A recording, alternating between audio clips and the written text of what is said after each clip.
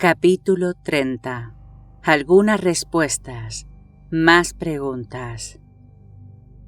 La casa estaba excepcionalmente limpia y ordenada, pero la distribución de colores y su implacable repetición pusieron nervioso a Bryce Hammond. Todo era o bien amarillo o bien verde. Absolutamente todo. Las moquetas eran verdes y las paredes amarillo pálido. En el salón, los sofás tenían un estampado floral en verdes y amarillos tan contrastados que casi le hacían a uno salir corriendo a la consulta de un óptico. Los 2 sillones eran verde esmeralda y las 2 sillas amarillo limón. Las lámparas de cerámica eran amarillas con dibujos en verde y las pantallas color amarillo palo con borlas. En las paredes habían colgadas 2 grandes litografías de margaritas amarillas en un campo verdoso. El dormitorio principal era peor. Papel pintado con motivos florales más extremado, aunque la tela de los sofás del salón y cortinas de un amarillo lacerante con una cenefa en la franja superior. En la cabecera de la cama se amontonaba una decena de cojines. Unos verdes con bordados amarillos, los demás amarillos con bordados verdes.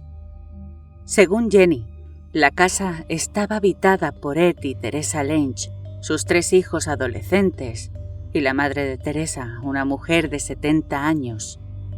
No encontraron a ninguno de los ocupantes. No había ningún cuerpo, y Bryce dio gracias por ello. De alguna manera, un cadáver hinchado y amoratado hubiera sido una visión especialmente terrible allí, en medio de una decoración tan desquiciadamente chillona. La cocina también era verde y amarilla. Aquí hay algo, dijo Tal Whitman al asomarse al fregadero. Será mejor que le eches un vistazo a esto, jefe. Bryce, Jenny y el capitán Arkham se acercaron a Tal, pero los otros 2 policías permanecieron junto a la puerta, con Lisa entre ambos.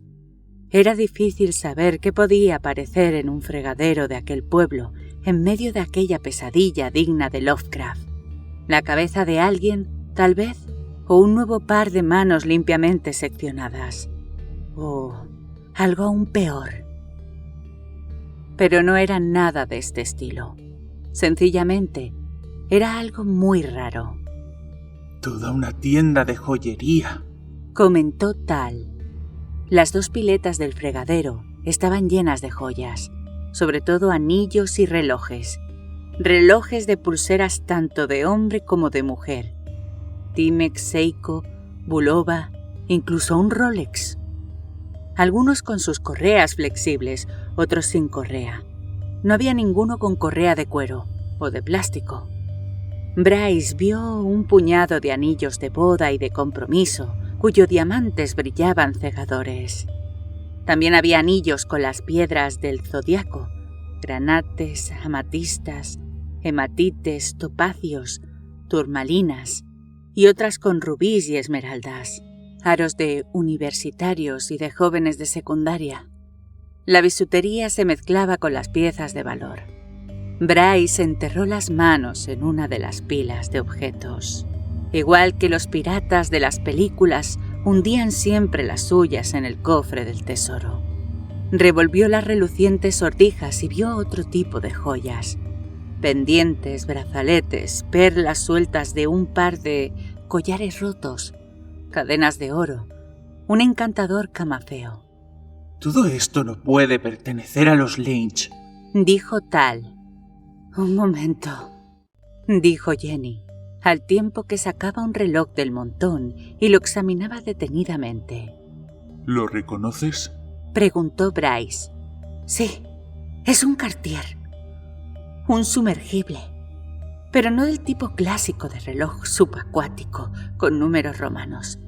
Este no lleva números y tiene la superficie plana.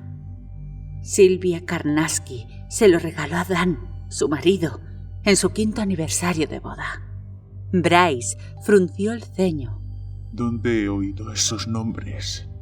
Preguntó. «Son los dueños del Candleglow Inn», dijo Jenny. Sí, claro, tus amigos. Están entre los desaparecidos, recordó Tal. A Dan le encantaba ese reloj, explicó Jenny. Cuando Silvia se lo compró fue un capricho carísimo para su bolsillo. El hotel todavía estaba en una situación financiera bastante insegura y el reloj costó $350. Ahora, por supuesto, vale bastante más. Dan solía decir en broma que era la mejor inversión que habían hecho. Jenny sostuvo en alto el reloj de modo que Tal y Bryce pudieran ver el reverso. En la parte superior de la placa de oro, justo encima del logotipo de Cartier, había grabada una leyenda, Hamidan, y en la parte inferior, bajo el número de serie, se leía, con amor, Sil. Bryce contempló de nuevo el montón de joyas. Entonces, estos objetos pertenecen probablemente a gente de todo Snowfield. Bien, yo diría que en cualquier caso pertenecen a los desaparecidos. Le corrigió Tal. Las víctimas que hemos encontrado hasta ahora llevaban puestos los relojes y joyas. Tienes razón, asintió Bryce. Así pues, los desaparecidos fueron despojados de sus objetos de valor antes de ser llevados a donde diablos los llevaran. Unos ladrones no dejarían de este modo un botín así, dijo Jenny.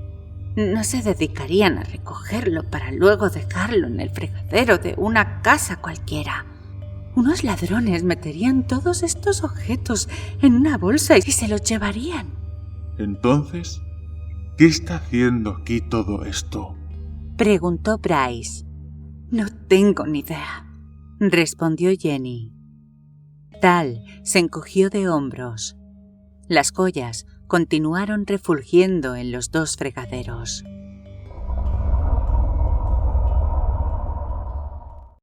Los chillidos de las gaviotas, unos perros ladrando.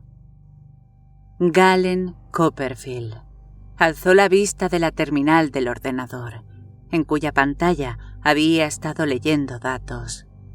Dentro de su traje anticontaminación estaba sudoroso, cansado y dolorido. Por un instante no estuvo muy seguro de estar escuchando los sonidos de aves y de canes. Entonces maulló un gato y un caballo relinchó. El general echó un vistazo en torno al laboratorio móvil, al tiempo que fruncía el ceño. Serpientes de cascabel, en gran número, con su familiar y mortífero sonido. Zumbidos de abejas. Los demás también oían los ruidos y se miraron unos a otros con aire inquieto. Se escuchan por la radio de comunicación de traje a traje, dijo Robert. Afirmativo, asintió el doctor Bettenby desde el segundo remolque.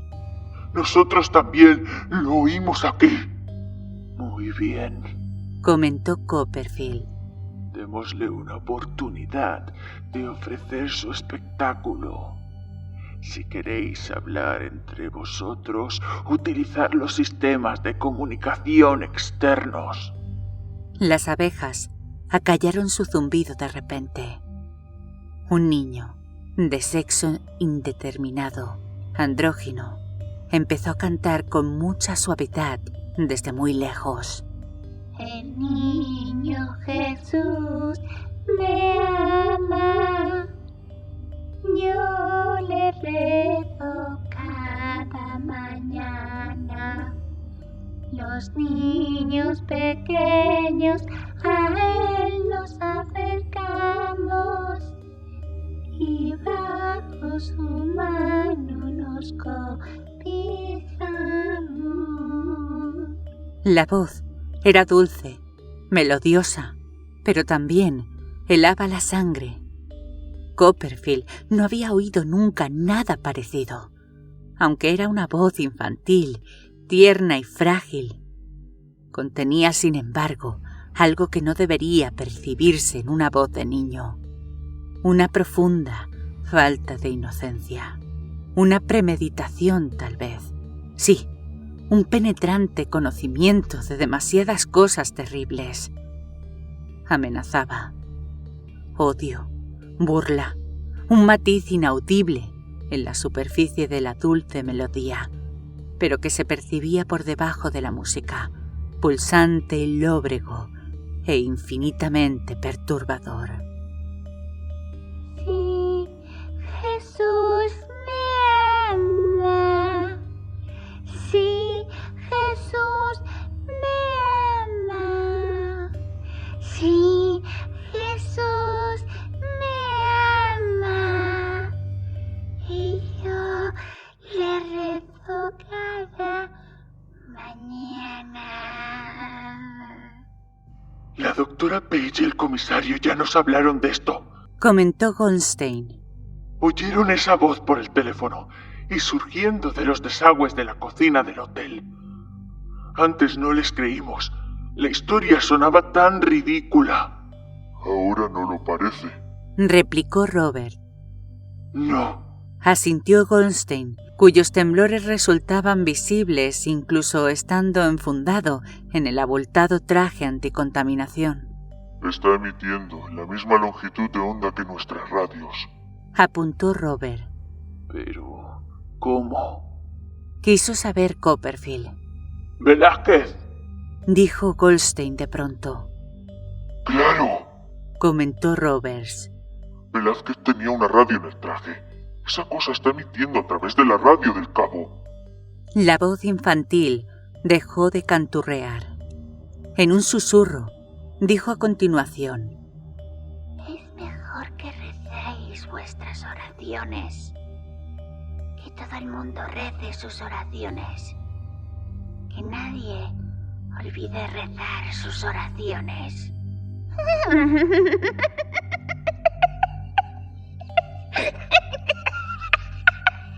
Seguidamente, soltó una risilla. El grupo de Copperfield aguardó a que sucediera algo más, pero solo quedó el silencio. Creo que nos estaba amenazando. Comentó Robert. Deja ya de hablar así, maldita sea. Intervino Copperfield. No nos dejemos llevar por el pánico. ¿Habéis advertido que estamos diciendo esa cosa? Dijo Goldstein. Copperfield y Robert volvieron los ojos hacia él y cruzaron luego una mirada, pero no dijeron nada. Decimos esa cosa, igual que la doctora Page, el comisario y los policías. Así pues, ¿nos hemos pasado por completo a sus teorías? El general todavía podía escuchar en su mente la voz infantil, inquietante, humana y al propio tiempo inhumana. Esa cosa, Vamos, dijo refunfuñando. todavía nos queda mucho trabajo por hacer. Volvió la atención de nuevo a la terminal del ordenador, pero tuvo dificultades para concentrarse. Esa cosa. Hacia las 4:30 de la tarde del lunes, Bryce dio por terminada la búsqueda casa por casa. Quedaban un par de horas de luz, pero todo el mundo estaba harto. Harto de subir y bajar escaleras, harto de cadáveres horrendos, harto de sorpresas desagradables, harto de las dimensiones de aquella tragedia humana, de aquel horror que embotaba los sentidos, harto del nudo que el miedo formaba en su interior. La tensión constante era tan agotadora como un trabajo manual pesado. Además, Bryce había comprendido que la labor era sencillamente demasiado grande para ellos. En 5 horas y media, apenas habían cubierto una pequeña parte del pueblo. Aquel paso, limitado a las horas de la luz natural y con el reducido equipo del cual podían disponer, necesitarían al menos un par de semanas para efectuar un examen completo de Snowfield. Por último, Si los desaparecidos no podían ser localizados después de registrado el último edificio, y si nadie descubría una clave de lo sucedido con ellos, Bryce debería iniciar una búsqueda todavía más difícil por los bosques que rodeaban el pueblo. La noche anterior, Bryce no había querido a la Guardia Nacional dando vueltas por el pueblo. Ahora, en cambio, él y sus hombres habían tenido Snowfield para ellos solos durante casi todo un día, y los especialistas de Copperfield habían recogido sus muestras y habían iniciado el trabajo de análisis. Tan pronto como Copperfield pudiera certificar que la población no había sido víctima de un agente bacteriológico, Bryce haría acudir a la Guardia Nacional para colaborar con sus hombres.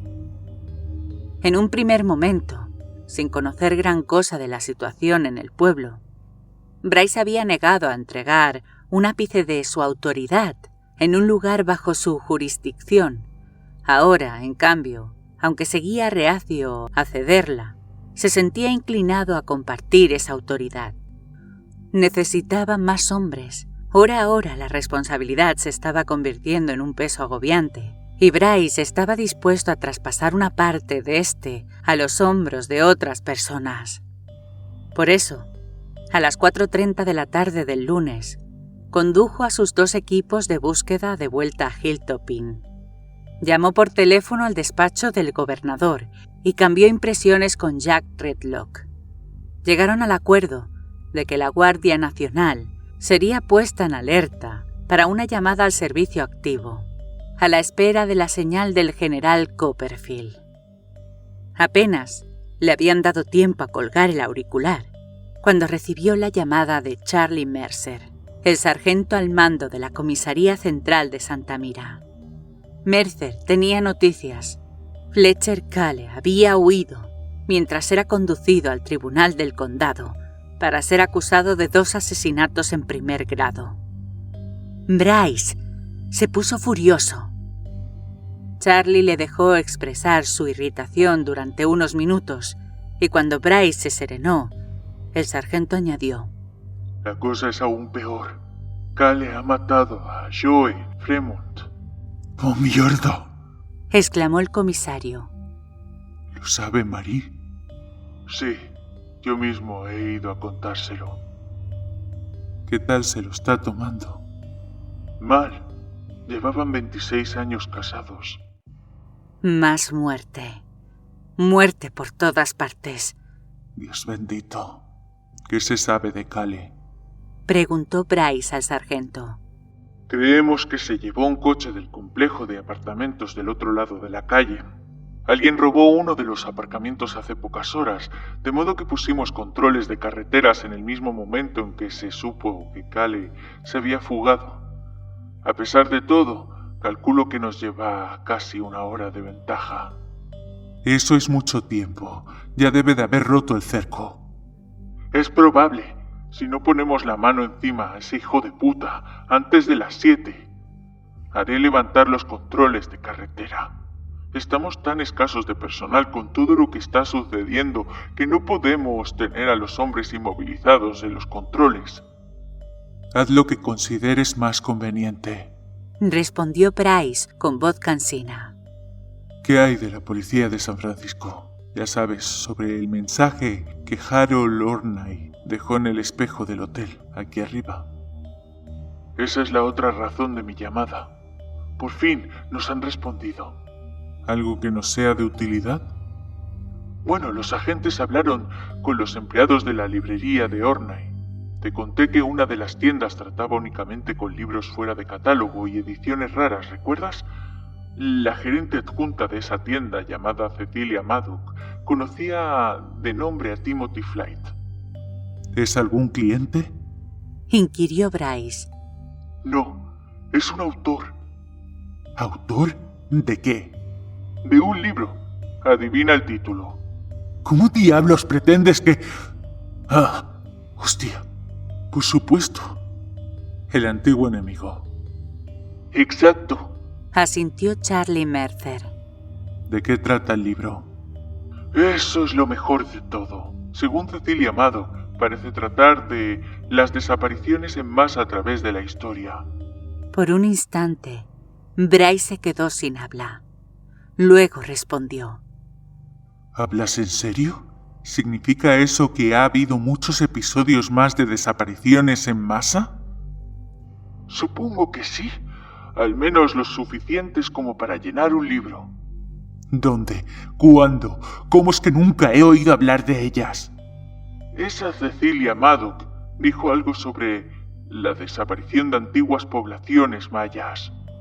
Un recuerdo despertó en la mente de Bryce. Un artículo que había leído en una vieja revista científica. Civilizaciones mayas, ciudades abandonadas. Y sobre la colonia de Roanoke, que fue el primer emplazamiento británico de América del Norte.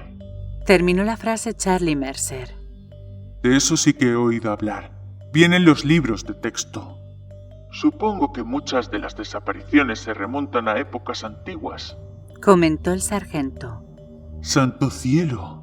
Sí, al parecer Flight tenía algunas teorías que explicaban tales hechos. Continuó Charlie. La expone en su obra. ¿Cuál es esa teoría? Cecilia Maddock lo ignoraba, no ha leído el libro. Pero Harold Ornay sí debía conocerla. Y lo que ha sucedido en Snowfield, sea lo que sea, debió parecerle exactamente igual a lo descrito por Flight. Por eso escribió el título del libro en el espejo del baño. Así parece. Presa de la excitación, Bryce preguntó. ¿Ha conseguido algún ejemplar del libro de la policía de San Francisco? No, en la librería no quedaba ninguno. La única razón de que la empleada conociera su existencia es que Ornay vendió un ejemplar recientemente, hace 2 o 3 semanas. ¿No hay manera de encontrar alguno? La edición estaba agotada. De hecho, no ha llegado a imprimirse nunca en este país. El ejemplar que vendieron era británico y, evidentemente, fue allí donde se hizo la única edición publicada hasta ahora. Una edición muy reducida, además. Realmente es un libro raro. ¿Qué se sabe de la persona que compró el libro de Ornay? El coleccionista. ¿Cómo se llama y cuál es su dirección? La mujer no lo recuerda. El tipo no es un cliente habitual. Dice que Ornay lo sabría probablemente. Y eso no nos sirve de nada. Escucha, Charlie. Es preciso que consigas un ejemplar de ese libro. Estoy ocupándome de ello, respondió Charlie Mercer. Pero tal vez no lo necesites. Podrás conocer todo el asunto de primera mano. Flight ha salido de Londres y está volando hacia aquí en estos momentos.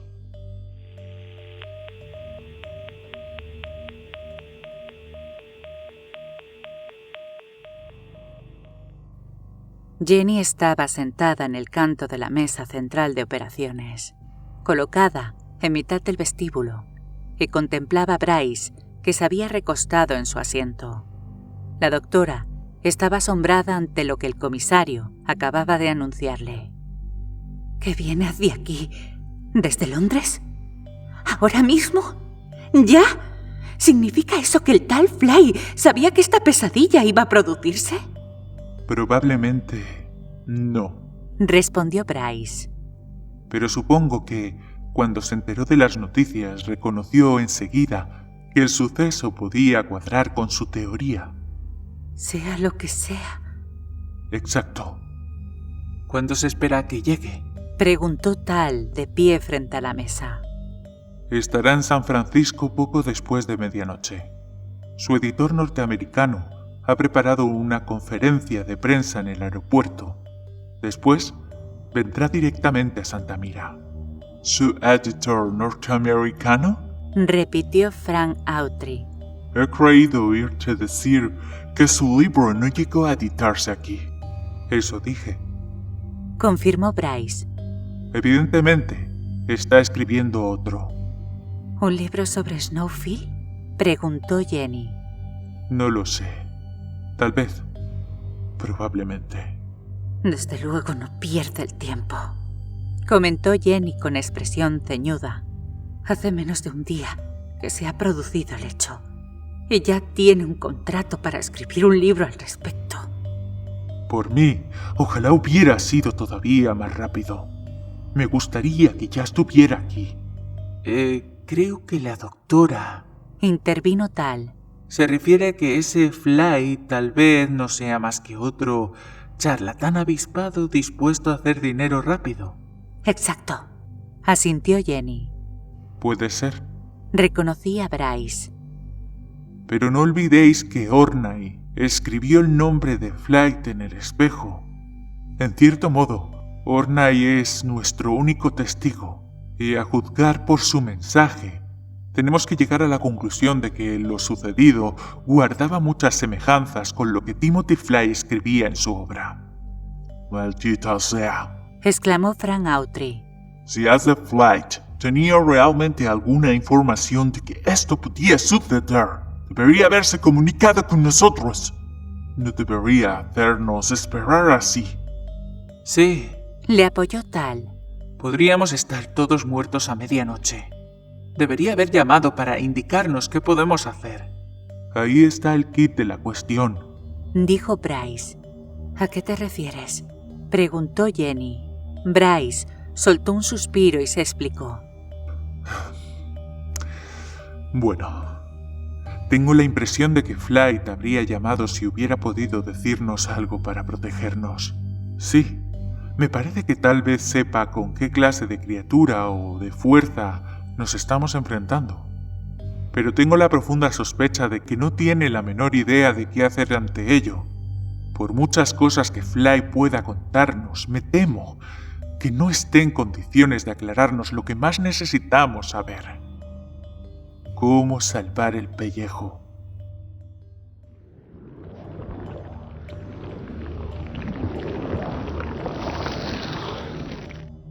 Jenny y Bryce apuraron un café junto al escritorio del comisario. Estaban comentando lo que habían descubierto durante la jornada y trataban de encontrar un sentido a aquella sucesión de hechos absurdos. La escarnecedora crucifixión del sacerdote, las balas esparcidas en el suelo de la cocina, los cuerpos encerrados en los coches. Lisa se encontraba cerca de ellos. Parecía totalmente concentrada en una revista de pasatiempos y crucigramas que había cogido de alguna de las casas inspeccionadas durante el día. De pronto, alzó la mirada y afirmó: «Yo sé por qué esas joyas estaban amontonadas en el fregadero». Jenny y Bryce la contemplaron con aire expectante. «En primer lugar», continuó la muchacha, inclinándose hacia adelante en su asiento, «tenéis que aceptar que en realidad todas esas personas desaparecidas están muertas. Lo están, muertas. No hay ninguna duda al respecto». «Pero no hemos podido determinarlo con seguridad, cariño», protestó Jenny. «Están todos muertos», insistió Lisa en voz baja. «Y lo sé. Y tú también». Sus vivaces ojos verdes tenían un reflejo casi febril. «Esa cosa se los ha llevado y se los ha comido». Jenny recordó la respuesta de Lisa la noche anterior en la comisaría. Después de que Bryce les contara que había oído gritos torturadores por el teléfono cuando eso se había adueñado de la línea, Lisa había dicho: «Quizá esa cosa ha tendido una telaraña en algún rincón oscuro, en un sótano, una bodega, y tiene a todos los desaparecidos envueltos en ella, conservados dentro de capullos vivos. Quizá los está guardando hasta que vuelva a estar hambrienta». La noche anterior, todo el mundo había contemplado a la muchacha, deseando reír de sus palabras, pero comprendiendo que podría haber algo de desquiciada verdad en lo que decía. No necesariamente una telaraña, ni capullos, ni una araña gigantesca, pero algo. Ninguno de ellos había querido reconocerlo, pero la posibilidad estaba ahí. Lo desconocido, la cosa desconocida que devoraba gente. Y ahora, Lisa volvió a ese mismo tema. «Se los ha comido». Pero, ¿cómo explica eso la aparición de las joyas y relojes en el fregadero? Preguntó Bryce. Bueno, añadió Lisa.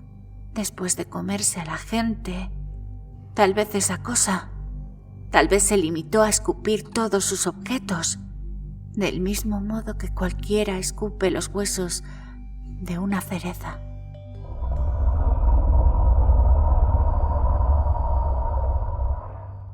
La doctora Sara Yamaguchi penetró en el Hilton Inn. Se detuvo a responder una pregunta de uno de los hombres de guardia ante la puerta principal y cruzó el vestíbulo en dirección a Jenny y Bryce. Todavía llevaba el traje anticontaminación, pero se había despojado del casco, de la bombona de aire comprimido y de la unidad de reciclado de desechos. Sostenía en sus manos algunas prendas de vestir y un grueso puñado de papeles verde pálido. Jenny y Bryce se incorporaron para saludarla y Jenny comentó: ¿Se ha levantado ya la cuarentena, doctora? ¿Ya? A mí me parece haber pasado años encerrada dentro de este traje. La voz de la doctora Yamaguchi resultaba muy distinta a cómo había sonado por el altavoz del traje. Era una voz frágil y dulce, más diminuta incluso que la propia mujer. Me encanta poder respirar aire fresco otra vez, añadió. Ha realizado ya los cultivos bacterianos, ¿verdad? Preguntó Jenny. Hemos empezado. Bueno, en ese caso, ¿no son precisas de 24 a 48 horas para obtener los resultados? Sí, pero hemos decidido que era inútil esperar a las pruebas. No vamos a cultivar ninguna bacteria en nuestros tubos de ensayo, ni benignas, ni de ningún otro tipo. Ni benignas, ni de ningún otro tipo. Aquella curiosa afirmación dejó intrigada a Jenny, pero antes de que pudiera preguntar a qué se refería, la genetista añadió: Además, Medi nos ha dicho que no hay peligro bacteriológico. ¿Medi? Es la abreviatura de Madame Comp, explicó la doctora Yamaguchi. Lo cual, a su vez, es una abreviatura de sistemas de cálculo y análisis médico. Es nuestro ordenador. Una vez asimilados todos los datos de las autopsias y las pruebas, hemos pedido a Medi un cálculo de posibilidades de que exista una causa biológica para lo que aquí sucedió.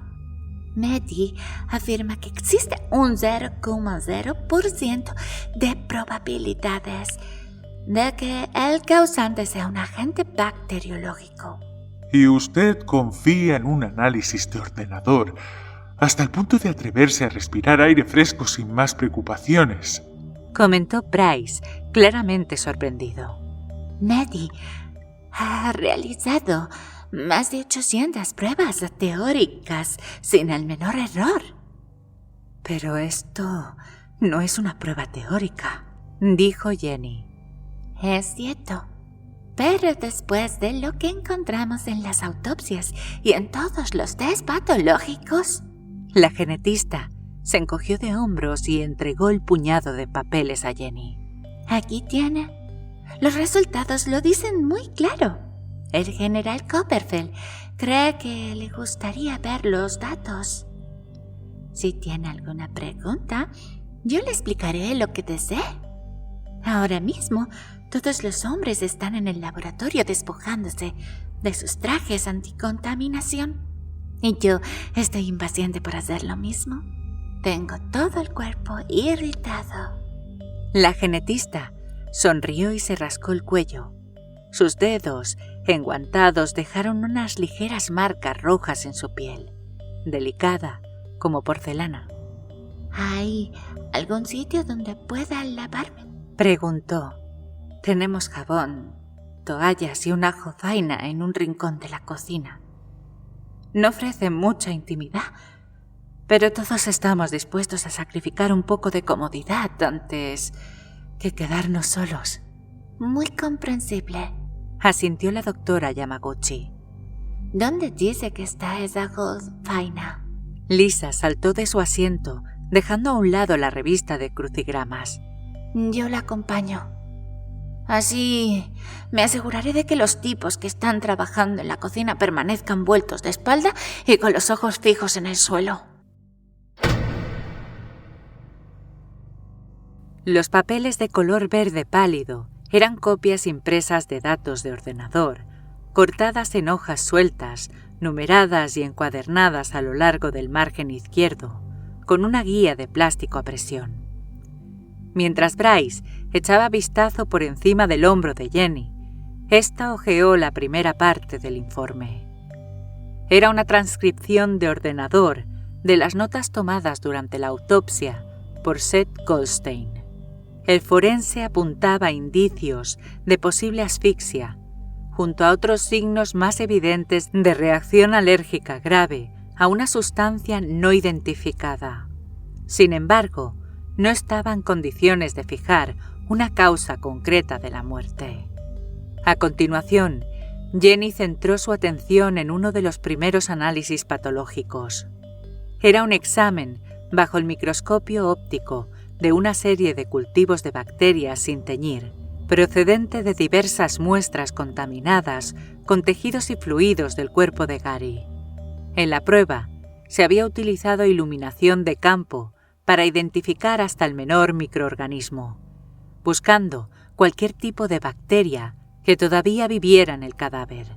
Los resultados del test resultaban desconcertantes. Cultivos de microorganismos. Análisis automático. Medanacomp. Verificación visual Betembi. Frecuencia de verificación visual menos 20% de muestras impresión. Muestra 1. Género Escherichia. Formas presentes. Ninguna forma presente. Nota datos anormales. Nota variante imposible. Ausencia de E. coli animados en los intestinos de la muestra contaminada. Género Clostridium. Formas presentes. Ninguna forma presente. Nota datos anormales. Nota variante improbable. Ausencia de C. Welge animados en los intestinos de la muestra contaminada. Género Proteus. Formas presentes. Ninguna forma presente. Nota datos anormales. Nota variante improbable. Ausencia de P. vulgaris animados en los intestinos de la muestra contaminada. Las hojas continuaban enumerando una serie de otras bacterias que tanto el Dr. Betembi como el ordenador habían buscado en las muestras, con idéntico resultado que las anteriores. Jenny recordó lo que había dicho la doctora Yamaguchi, el comentario que le había sorprendido y sobre el cual había querido interrogar a la genetista. Ni bacterias benignas ni de ningún otro tipo. Y aquí tenía los datos, punto por punto, tan anormales como afirmaba el ordenador. «Qué extraño», comentó Jenny. Yo no entiendo nada de lo que pone ahí, dijo Bryce. ¿Puedes traducírmelo? Bueno, verás, un cadáver es un excelente campo de cultivo para todo tipo de bacterias, al menos a corto plazo. Después de las horas transcurridas desde la muerte de Gary, el cadáver debería estar rebosando de Cloristridium belgi, que está relacionada con el proceso de la gangrena gaseosa. ¿Y no aparece? No han logrado encontrar un solo ejemplar de C. belgi vivo en la solución acuosa contaminada con muestras de tejido intestinal. Y esa es precisamente la zona del cuerpo que debería estar llena de esos microorganismos. Y también deberían abundar los ejemplares de Proteus vulgaris, que son bacterias saprófitas. ¿Traducción? Preguntó Bryce con voz paciente.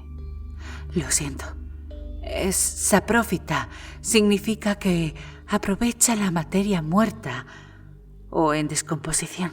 Y Gary está indiscutiblemente muerto. Indiscutiblemente. Pero no aparece ningún P. vulgaris. Y también debería haber otras bacterias, como el Micrococcus albus y el Bacillium mesentericus. En resumen, no hemos podido encontrar ninguno de los microorganismos asociados a la descomposición, ni ninguna de las bacterias que deberían hallarse presentes en las muestras. Y algo todavía más extraño, no existe una sola Escherichia coli en todo el cuerpo. Es una bacteria que debería encontrarse en su organismo en gran número y en perfectas condiciones desde mucho antes de su muerte, y aún así debería sobrevivir en él sin problemas. La E. coli habita en el colon, en el tuyo, en el mío, en el de Gary y en el de cualquiera. Y mientras su ubicación en el organismo se limite a los intestinos, suele resultar una bacteria benigna. Jenny continuó repasando por encima el informe. Aquí está. Observa esto. Al utilizar métodos de definición general y diferencial para investigar la presencia de microorganismos muertos, han encontrado gran cantidad de E. coli, pero todos los especímenes hallados están muertos. No existe una sola bacteria viva en el cuerpo de Gary. ¿Y qué se supone que significa eso? Preguntó Bryce. ¿El cadáver no se está descomponiendo como debería? No se está descomponiendo en absoluto. Pero no solo eso, sino algo mucho más extraño aún. La razón de que no se corrompa es que, al parecer, le ha sido inyectada una dosis masiva de un agente esterilizante y estabilizante. Un conservante, Bryce. Parece haber recibido una inyección de un conservante extremadamente efectivo.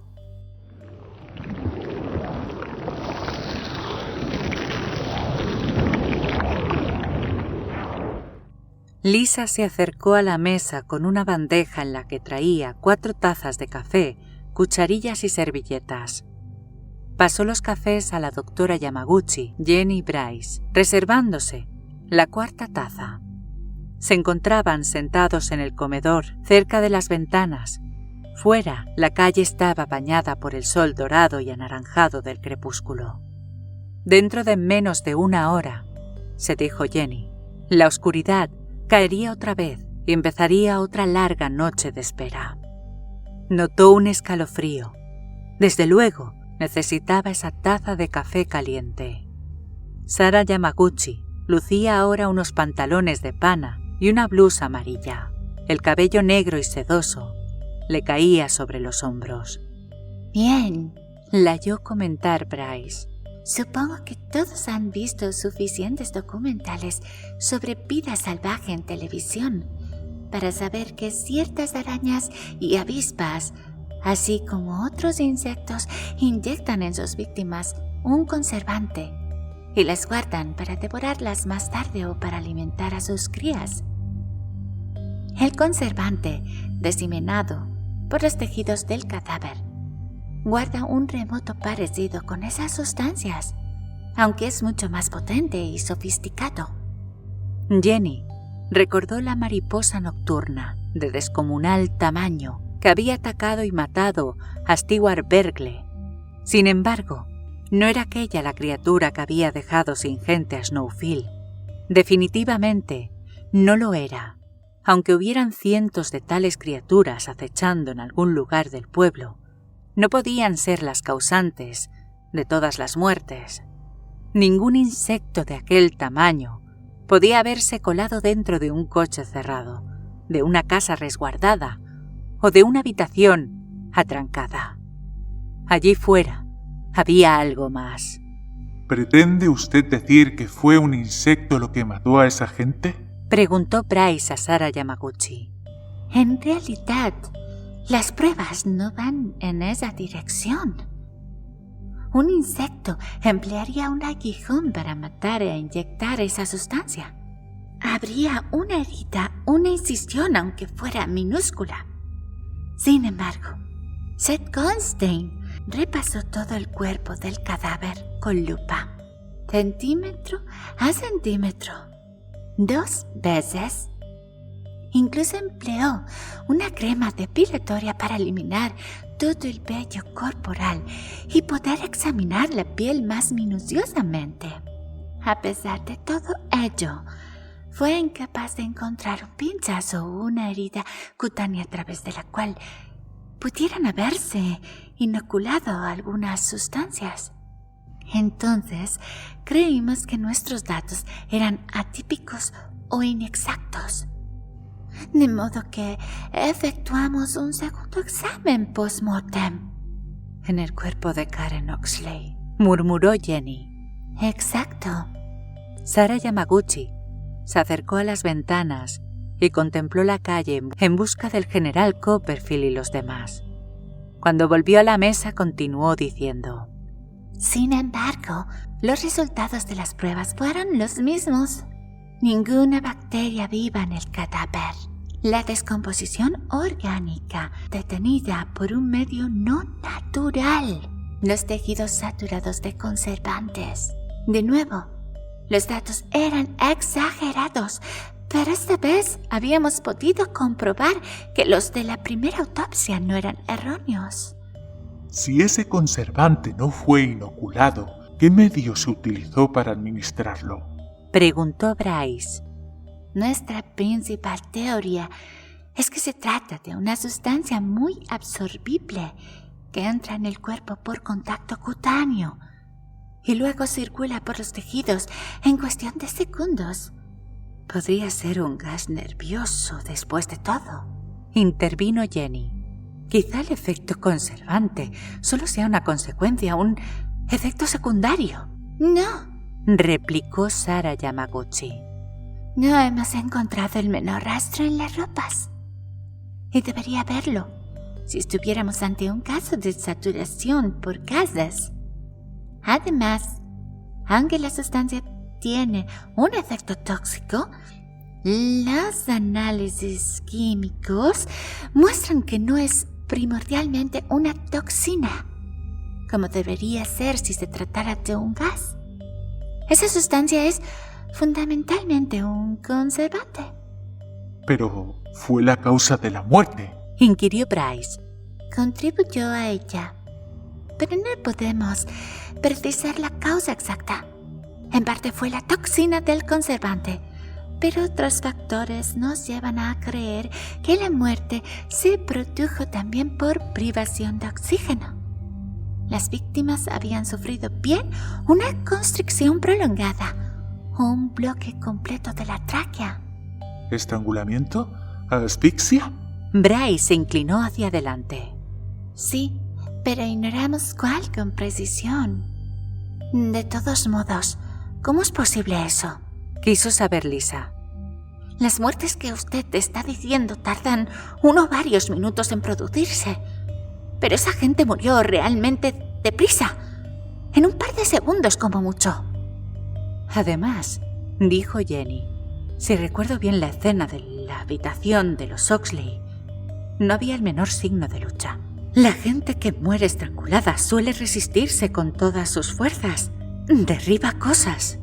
Sí, afirmó la genetista, moviendo la cabeza. No tiene sentido. ¿Por qué están hinchados los cuerpos? Preguntó Bryce. Creemos que es una reacción tóxica al conservante. ¿Y el color también? No, eso es diferente. ¿A qué se refiere? Sarah no respondió inmediatamente. Frunció el ceño, miró el café de su taza y por último dijo: La piel y el tejido subcutáneo de ambos cadáveres indica claramente que las contusiones fueron causadas mediante compresión por una fuerza externa. Son típicas contusiones. En otras palabras, el aspecto amoratado no se debe a la hinchazón, ni es una reacción alérgica al conservante. Parece como si algo hubiera golpeado a las víctimas. Con fuerza, repetidamente.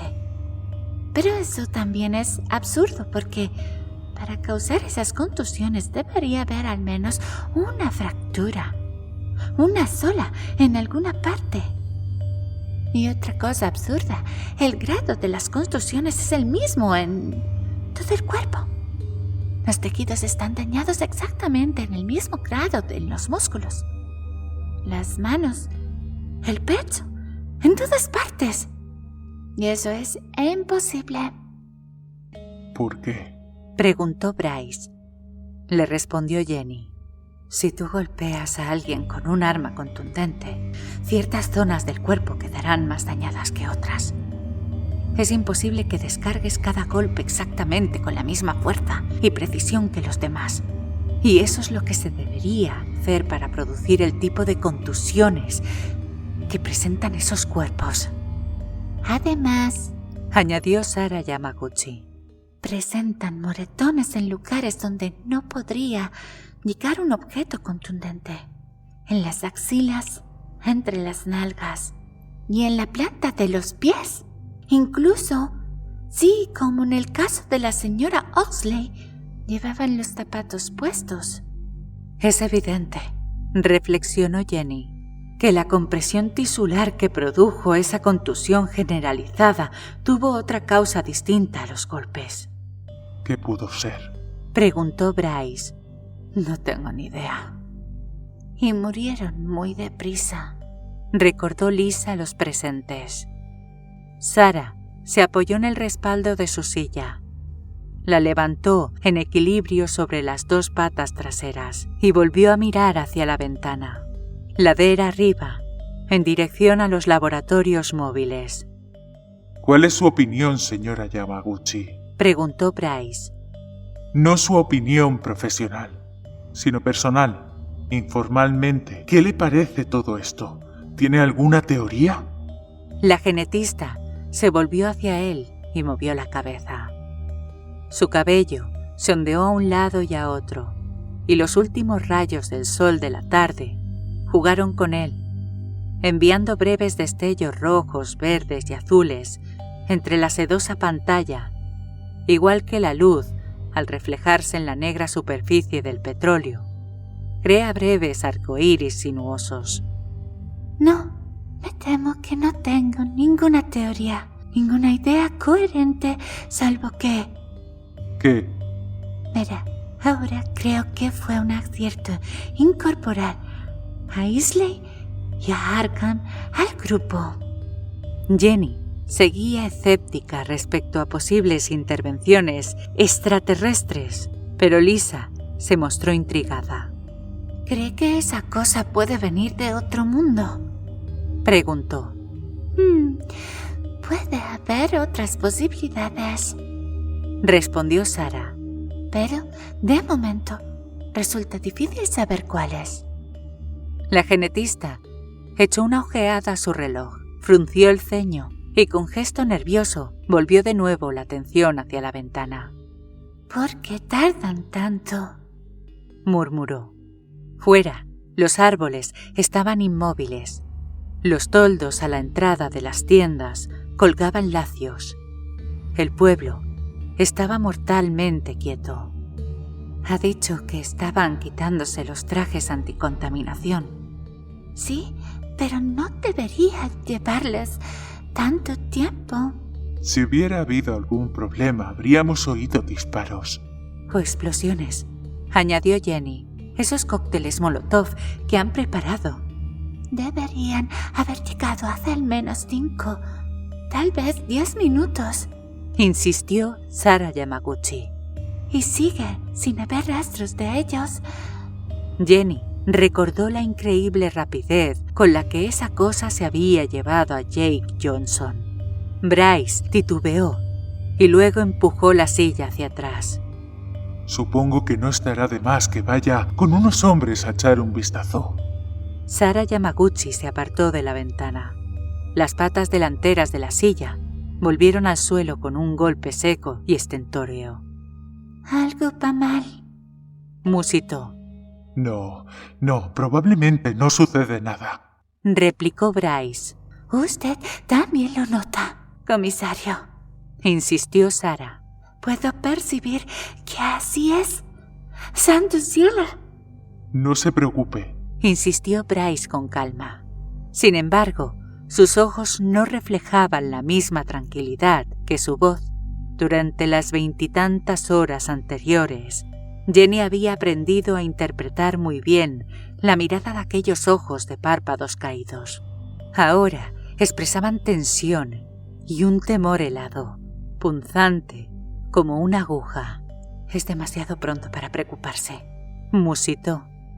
Pero todos sabían muy bien qué sucedía. No querían creerlo, pero lo sabían. El terror había empezado de nuevo.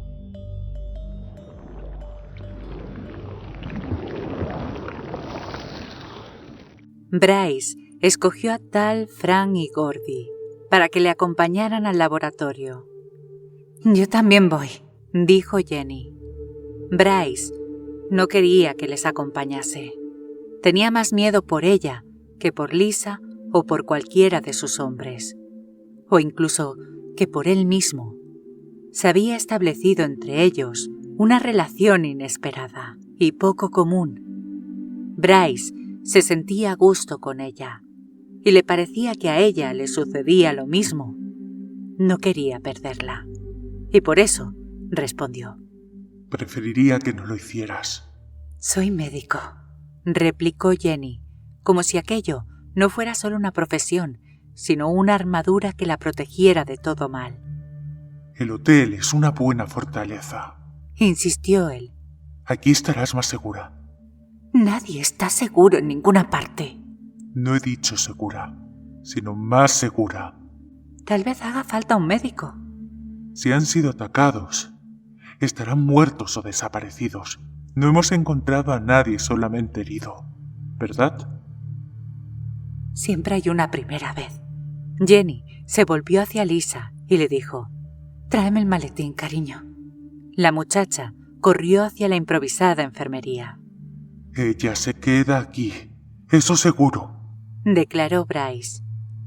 No, replicó Jenny. Ella viene conmigo. Bryce, exasperado, insistió. Escucha, Jenny, prácticamente estamos en una situación de ley marcial. Puedo ordenarte que te quedes. ¿Y cómo me obligarías? ¿A punta de pistola? Repuso ella, pero sin antagonismo. Lisa volvió con el maletín de cuero negro. Sarah Yamaguchi, junto a la puerta del hotel, apremió a Bryce. ¡Deprisa! ¡Deprisa, por favor! Si esa cosa había atacado el laboratorio móvil, lo más probable era que no tuviera objeto correr. Contemplando a Jenny, Bryce pensó: No puedo protegerte, doctora. ¿Te das cuenta? Quédate aquí, donde las ventanas están cerca y las puertas bien guardadas. No confíes en mí para protegerte, porque puedes estar segura de que fracasaré, igual que le fallé a Ellen y a Timmy. Vámonos, dijo Jenny. Dolorosamente consciente de sus limitaciones, Bryce les condujo fuera del hotel, calle arriba hacia la esquina, detrás de la cual podía muy bien estar esperándoles aquello. Tal encabezaba el grupo, junto a Bryce.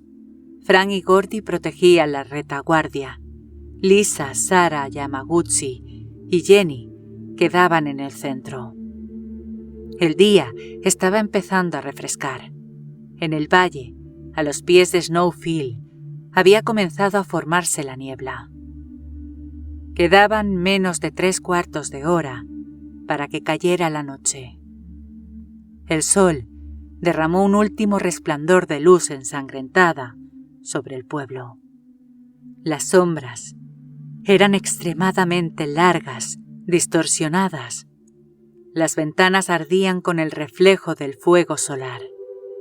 El silencio que envolvía la calle parecía aún más siniestro que la noche anterior. Sus pisadas resonaban como si estuvieran recorriendo una enorme catedral abandonada.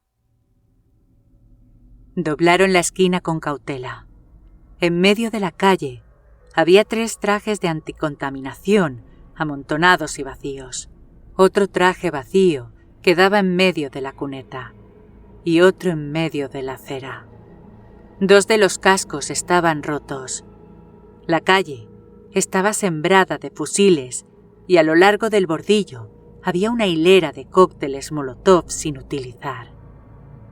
La puerta trasera del camión estaba abierta. En el interior había más trajes vacíos y un montón de armas. No encontraron a nadie. ¡General Copperfield!, gritó Bryce. Silencio sepulcral. Silencio lunar. Seth. Llamó Yamaguchi. Will Betembi. Galen, que alguien me responda, por favor. Nadie. Ni siquiera consiguieron hacer un solo disparo, dijo Jenny. Ni gritar, añadió Tal. Si lo hubieran hecho, los hombres de guardia a la entrada del hotel les habrían oído. ¡Oh, mierda!, exclamó Gordy. Las puertas traseras de ambos laboratorios estaban entreabiertas. Bryce tuvo la sensación de que algo les aguardaba en el interior. Quiso dar media vuelta y alejarse, pero no pudo. Él era el jefe allí. Si se dejaba arrastrar por el pánico, todos lo harían. El pánico era una invitación a la muerte. Sarah echó a andar hacia el primero de los vehículos. Bryce la detuvo. Eran amigos míos. Maldita sea, dijo ella. Lo sé, pero déjeme ir delante, respondió él. Por un instante, sin embargo, le fue imposible hacerlo. Estaba paralizado de miedo. No podía moverse ni un milímetro, pero al fin, naturalmente, lo hizo.